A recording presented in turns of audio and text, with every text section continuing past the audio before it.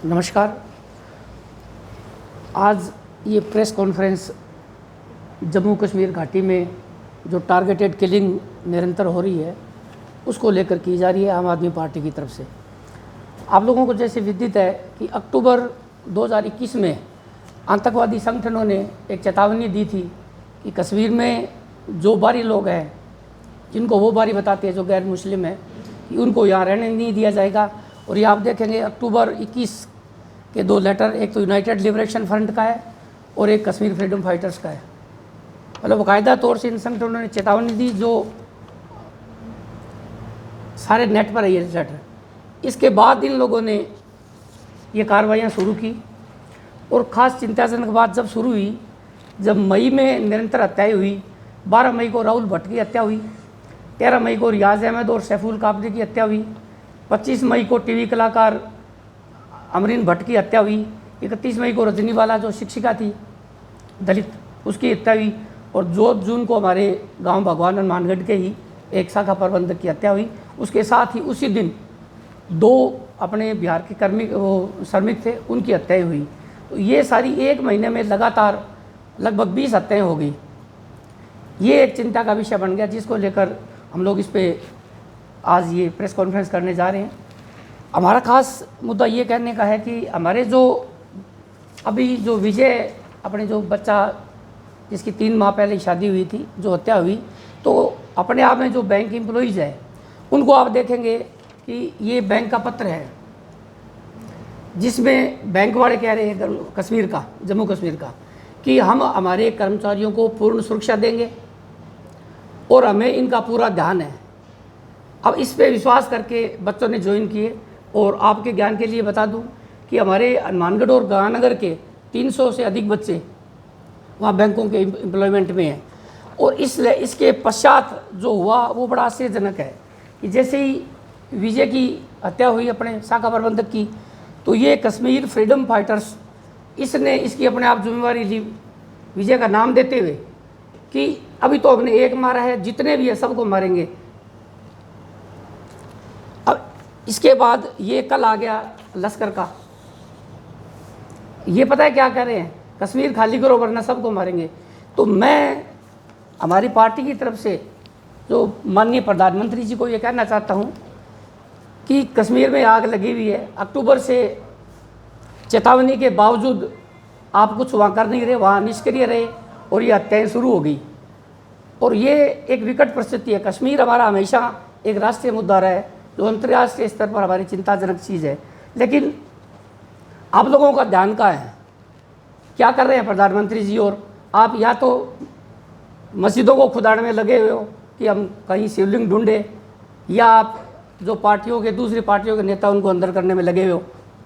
आम आदमी पार्टी के पहले एक मंत्री को अंदर किया, ईडी को भेजकर, सीबीआई को भेजकर, फिर अब मनीष जी को, हमारे जो मुख्यमंत्री है, उनको धमकी दी जा रही है। उधर से राहुल और सोनिया गांधी को धमकी दी जा रही है, ईडी से अंदर। मैं जो कहना चाहता हूँ कि ये 10 साल 5 साल पुराने केसेज हैं, इनसे तो फिर भी निपटा जा सकता है। ये लोग तो कोई बाहर छोड़ के जाने वाले नहीं है। लेकिन आज जो कश्मीर का मुद्दा है, आपका ध्यान उधर आकर्षित होना चाहिए। और ये खेद का विषय है कि आप उस तरफ ध्यान नहीं दे रहे हो। अब अगर अपने कुल देखें तो 5 माह में अब 51 हत्या हो चुकी है। और वहाँ पे अब जो क्वेश्चन आप इनके लेटर पढ़ोगे तो इसमें ये क्या लिख रहे हैं कि बिहार में 200 से अधिक मुस्लिमों को आपने लिंचिंग करके मार दिया, इसलिए हम कश्मीर में हिंदुओं को मारेंगे। ये मैं जो मतलब इंगित करना चाहता हूँ आदरणीय प्रधानमंत्री जी को कि ये आपके नेतृत्व को चुनौती है, ये आपके 56 इंची सीने को चुनौती दी जा रही है। और आप वहाँ पे चुप बैठे हो रहो, वहाँ पे आप कोई मतलब महत्वपूर्ण काम नहीं कर रहे जिससे रोका जा सके।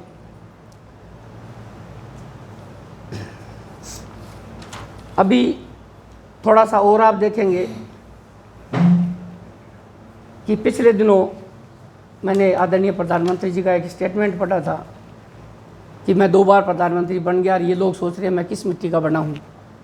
विद ड्यू रिस्पेक्ट, हम नहीं चाहते हमारे देश के प्रधानमंत्री, हम उनकी इज्जत करते हैं, लेकिन आप किस मिट्टी से बने हो? आपको कश्मीर के लोगों की आपको जो है वो चीख पुकार नहीं सुनाई दे रही, और आप यहाँ राजनीतिक मुद्दों में और मस्जिदें खुदाने में लगे हुए हो। तो आप तो किस मिट्टी के बने हो, आप पे ध्यान ही नहीं हो रहा। अब हम जो पार्टी की तरफ से जो आप निवेदन करना चाहते हैं कि केंद्रीय सरकार को चाहिए कि अविलंब पूरा ध्यान अपना कश्मीर पे आकर्षित करे और वहाँ जो भी जॉब में है लोग उनको सिक्योरिटी प्रदान करें और समुचित उन लोगों को जिनके घर में आहत हुए हैं या मारे गए हैं उनको मुआवजा देवें और इन लोगों को मतलब एक शहीद का दर्जा हासिल करें, क्योंकि वो एक तरह से वहाँ शहादत है, मौत के मुंह में वहाँ जाके जो एम्प्लॉय जो बच्चे वहाँ सेवाएं दे रहे हैं। एक चीज़ और थोड़ा सा इसी संबंध में अपने चाहेंगे कि जॉब सिक्योरिटीज़, जो बच्चे वहाँ डर के नहीं जा रहे तो सरकार को चाहिए उनको जॉब की सिक्योरिटी भी देवें कि अगर आप जब तक सुरक्षा व्यवस्था नहीं होती है तो तब तक जो है आपकी जॉब सुरक्षित रहेगी। अभी आपने देखा कश्मीर फाइल्स फिल्म बन गई, बहुत अच्छी बात है, चलो मुद्दा उठाया, लेकिन अब जो घटनाएं हो रही है मई के बाद और अक्टूबर से जो तय हो रही है, तो ये आप एक दूसरी पार्टी के लिए कश्मीर फाइल्स का सेकंड पार्ट तैयार होने से रोकिए प्लीज़, इन हत्याओं को रोकिए, कुछ नहीं होगा फिल्में बनाने से।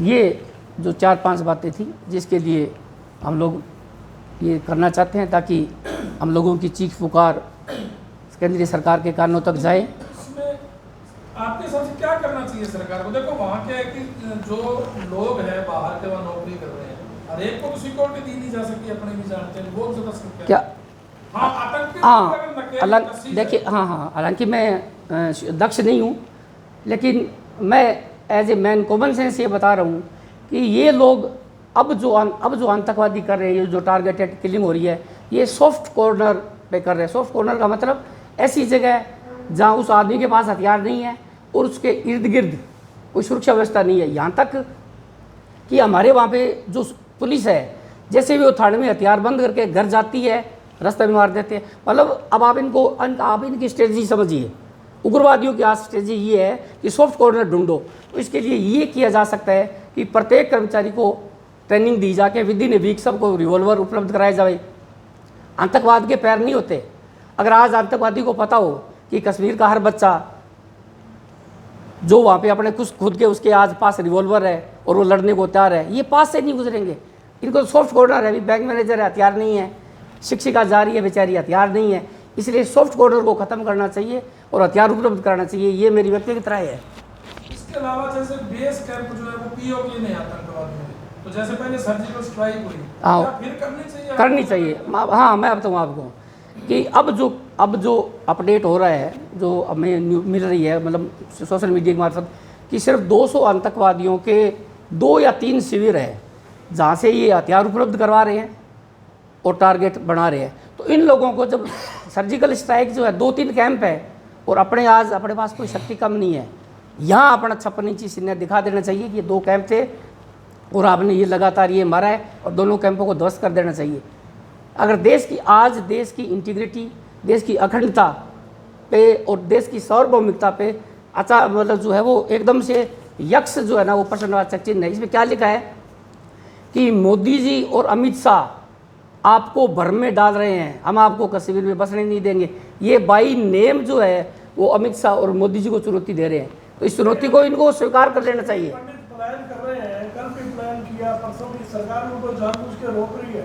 हाँ, वो इसे हाँ 5000 जो लोग हैं,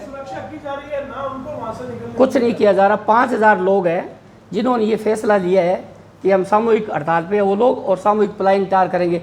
अब पलायन की समस्या पहले से हमारे पास है, पहले से हमारे बाहर जो है वो करीब मेरे ख्याल 5 लाख लोग पड़े हैं जिनको नहीं मिल रहा। और ये पलायन की ये हो गया तो आप 90 की स्थिति मतलब ये एक चेतावनी है हम लोगों के लिए। 90 की स्थिति पैदा कर दोगे आप अगर आप ध्यान नहीं दिया तो। 90 से भी बदतर स्थिति होगी, पहले इस तरह मारकाट नहीं बची थी। ईश्वर न करे, लेकिन हमें सतर्क रहना चाहिए। हमारे प्रशासन को, हमारी जो सेंट्रल गवर्नमेंट है उसको सबसे प्राइमरी जो चीज़ है ना, सब चीज़ छोड़ के कश्मीर पे ध्यान देना चाहिए। आम आदमी पार्टी सिर्फ प्रेस कॉन्फ्रेंस तक ही सीमित रहेगी या प्रदेश भर में कोई आपने? हाँ, हमने आज शाम को हम पूरे राजस्थान में कैंडल मार्च करेंगे, पूरे राजस्थान में। और जिन लोगों की जिनों की शहादत हुई है, हम हमारे जो है वो वहाँ पे जो संवेदन संदेश पहुँचाएंगे और वहाँ तक भी हम हमारे ज्ञापन भेजेंगे कि इस तरफ ध्यान दिया जाए। और हमारा तो आम नागरिकों से आपके जो है वो चैनल्स की मार्फत निवेदन है कि इसे आम आदमी पार्टी का प्रोग्राम मत समझिए, ये हर एक बच्चे का प्रश्न है और मोमबत्ती लेके हमारे साथ आप भी निकलिए। 7 बजे आज शाम को 7 बजे भगत सिंह चौक पे होगा हमारे जिला मुख्यालय पर। एक लोग को कोई नहीं विजय बटल कोई सुरक्षा को नहीं, ये वास्तव में क्योंकि कश्मीर में आज सुरक्षा के नाम पे कुछ नहीं, आम नागरिकों की टाइट करने की ज़रूरत है। अब आप एक चीज़ में आपको देखो, आप लोगों ने आप तो पत्रकार हो कि जो जिस बच्चे की हत्या उसके पिताजी है, टीचर है वो, ये मैं उन्हीं के शब्द आप तक भेज रहा हूँ। उन्होंने कहा कि सुरक्षा की जाए। हाँ, उन्होंने खुद कहा कि ठोस नीति बनाई जाए। बैंक की सुरक्षा नहीं थी, बैंक में गार्ड भी नहीं था। हाँ सर, इसमें एक चीज़ और है, अगर जम्मू कश्मीर का बैंकिंग सेक्टर कोलैप्स कर गया, क्योंकि एक घटना एक बैंक कर्मचारी के साथ हुई है, और अगर किसी भी स्टेट को चलाने के लिए बैंकिंग सेक्टर, अर्थव्यवस्था, पैसे की ज़रूरत, पैसा निकलवाना, पैसा जमा कराना, ये एक आम बात, बैंक की प्रोसेस होती है। जब बैंक के कर्मचारियों में इतना खौफ है इस बात को लेके, तो आप सोच सकते हैं कि बाद आने वाले टाइम में 5,000 10,000 रुपये के लिए भी एनकाउंटर होते टच समय नहीं लगेगा वहाँ पर, क्योंकि सारा खेल पैसे पे चला जाएगा उसके बाद में, कि वो लोग पैसे की लूटपाट के लिए भी मर्डर करेंगे। वहाँ पर अब गवर्नमेंट को चाहिए, सबसे पहले ये चाहिए कि जो लोग वहाँ पे नौकरियाँ कर रहे हैं कश्मीर से बाहर के, उनकी नौकरियाँ सुरक्षित की जाए। अगर वो जम्मू कश्मीर के किसी बैंक में काम कर रहे हैं तो उनको भारत के किसी और बैंक में उनकी सेवा काल को देखते हुए, उनकी सेवाओं को देखते हुए उन्हें वहाँ नौकरी दी जाए, या फिर उन्हें आश्वस्त किया जाए कि आपकी नौकरी खतरे में नहीं है। मेरे बहुत से दोस्त ऐसे हैं जो ये बात कह रहे हैं कि हमारे माँ बाप ने कह दिया कि वहाँ की नौकरी छोड़ो, तुम्हारी अभी उम्र पड़ी है, दूसरी वैकेंसी की तैयारी करो। जिन बच्चों ने 5 साल तैयारी करके बैंक की नौकरी वहाँ पे पाई, ईमानदारी से कश्मीर में अपनी ड्यूटी कर रहे हैं, उन लोगों का क्या दोष है? जब कश्मीर गवर्नमेंट ने दूसरी स्टेट के लिए रिजर्वेशन रखा तभी वो लोग वहाँ नौकरियाँ करने गए, क्योंकि वहाँ के लोग नहीं करना चाहते थे। वो ईमानदारी से, बहादुरी से अपने बैंक में नौकरी कर रहे हैं, उसके बावजूद गवर्नमेंट की ये ड्यूटी बनती है इस बात को लेके कि उनकी नौकरियाँ सुरक्षित की जाए और उन्हें आश्वस्त किया जाए उनके घर वालों को कि आपके बच्चों की नौकरियाँ सुरक्षित है और वो सरकार इस पर जल्दी ही कोई ठोस कदम लेगी। ऐसा उनके परिवारों तक मैसेज जाना चाहिए, वरना उनके परिवार खौफ में है कि जो बच्चे, उनके घर के आर्थिक हालात बिगड़ जाएंगे, लोग मेंटली टॉर्चर झेल रहे हैं वो बच्चे, तो उनके लिए कोई भी गवर्नमेंट ऐसा स्टेटमेंट जारी करे कि वो बच्चे सुरक्षित हैं, उनकी नौकरियां सुरक्षित है। कहाँ तो नौकरी सुरक्षित की बात, उनकी जिंदगियां तक सुरक्षित नहीं है वहाँ पर। तो गवर्नमेंट को चाहिए कोई ऐसी ठोस नीति बनाकर जल्द ही इस पर कोई फैसला ले, या फिर अगर वहाँ पर उनके हालात उनके काबू में नहीं आ रहे तो गवर्नमेंट को हाथ खड़े कर देने चाहिए, भाई आप अपनी सुरक्षा जिम्मेदार। दोनों तरफ में से एक काम तो गवर्नमेंट को करना चाहिए। पक्का सर्वे धारा 370 हटाने के बाद क्या चेंज हुआ? कुछ भी चेंज नहीं हुआ। देखिए उग्रवाद में तो कोई गिरावट नहीं आई वहाँ।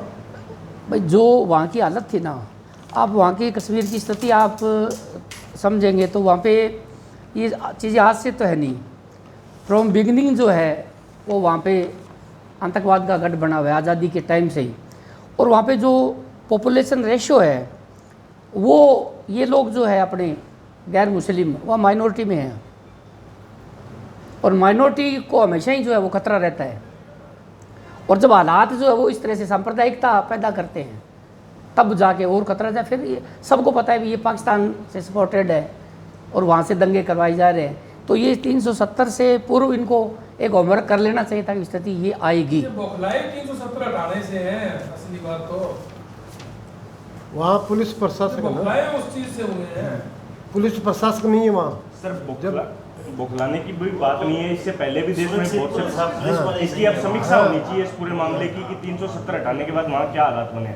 लद्दाख से भी, चाइना की बॉर्डर से भी बहुत नेगेटिव खबरें मिल रही है। जम्मू कश्मीर के जब 2 टुकड़े किए गए, 2 केंद्र शासित प्रदेश किए गए, उसकी वजह से भी बहुत सी वहाँ समस्या है। वहाँ से स्टेट की पुलिस से पावर लेके सेंटर की पुलिस वहाँ पे रख दी, वहाँ पे स्टेट की पुलिस के पास कोई पावर नहीं है, वो खुद डरे हुए हैं लोग स्टेट की पुलिस के। सोचिए जिस स्टेट की पुलिस डरी हुई है वहाँ पर हालात क्या होंगे। ये आम आदमी पार्टी जैसे दिल्ली के अंदर कर रही है, शहीद का दर्जा जैसे दे रही है और 1 करोड़ रुपए की सहायता राशि जो है प्रत्येक शहीद को दे रही है। इसलिए इसी प्रकार हम राज्य सरकारों केंद्र सरकार से निवेदन करेंगे कि विजय कुमार को शहीद का दर्जा दिया जाए, उसको 1 करोड़ रुपए की सहायता राशि तत्काल प्रभाव से इनको दी जाए।